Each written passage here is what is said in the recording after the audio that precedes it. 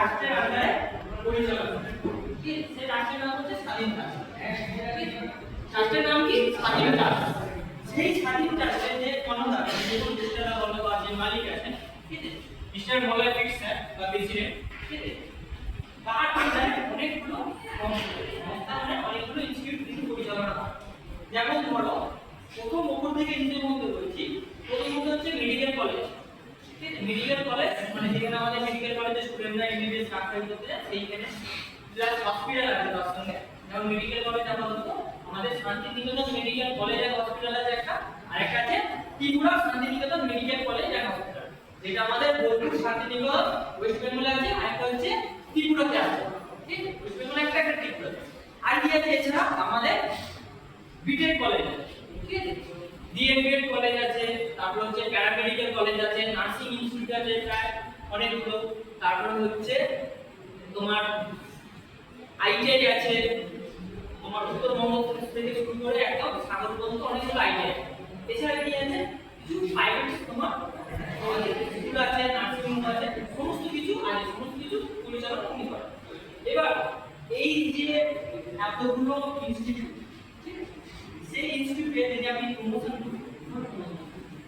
সেখানে আমি ধরো মিডিয়া যেমন ধরো আমি ধরো নিউজ চ্যানেল বড় বড় আছে এবিপি আমাদের ধরো বা 24 ঘন্টা বড় বড় ইংলিশ তোমার নিউজ চ্যানেল যেগুলো আছে সেগুলো আমি প্রমোট করে দিই সেখানে একটা খরচ লাগে এবার আমাদের যেহেতু মনে পড়ছে তো আমরা তারই মুক্ত যে বেরিয়েছে মাথা থেকে যে আমি যদি প্রমোট করি আমি টাকাটা তো আমার সংস্থা করি টিভি চ্যানেল বা তোমার এদের থেকে দিতে হবে কোনো সংস্থাকে প্রমোট করার জন্য উনি চাইছেন যে তাহলে আমি এই জিনিসটা যদি আমি প্রমোট করি আমি স্টুডেন্টদের মারফতে করি তাহলে সেই জিনিসটা আমাদের একটা সুবিধা হবে প্লাস আমি যে টাকাটা আমি করি তোমার টিভি চ্যানেল বা মিডিয়াকে দিলাম সেই টাকাটা আমি যদি আমার স্টুডেন্টদের মধ্যে ভাগ করি তো অনেকেই বেকার আছে কেউ প্রাইভেট জব করে কেউ ধরো কোনো পার্ট টাইম জব করে ওটা তো খাটে বাট কি আছে কিন্তু যদি আমার সংস্থা গাইডলাইন নিয়ে যদি প্রমোট সেখান থেকে সে যদি কিছু রোজগার করতে তাহলে তার ক্ষতি কি তারও একটা হাতে কিছু ইনকাম হবে প্লাস আমাদের সংস্থারও প্রমোট হবে সেক্ষেত্রে ধরো আমাদের যেমন Shantiniketan medical college and hospital বা Tripura Shantiniketan medical college and hospital যদি কোনো রোগী ভর্তি হয় ঠিক আছে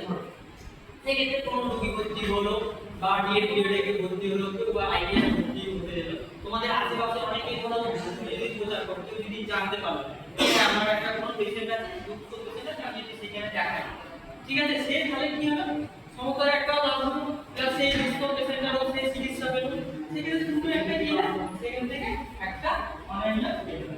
সেটা শুধুমাত্র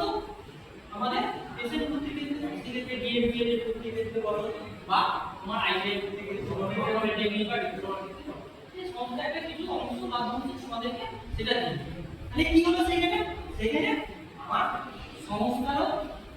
কিছুটা অংশ হেল্প করলো তোমারও কিছুটা হেল্প করলো এবারে বিষয়টা পুরো বিষয়টা হচ্ছে সেই পুরো বিষয়টা যে একটা তোমার যোগাযোগ মাধ্যম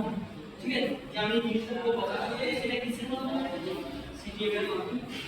যে কল টু অ্যাকশন একটা অ্যাপ যে অ্যাপের মধ্যে তুমি যদি যোগাযোগ করে দিও সেটা তোমাকে ফর্মুলা করে নিজে অনলাইনে করতে পারবে এইটুকু পুরো বিষয়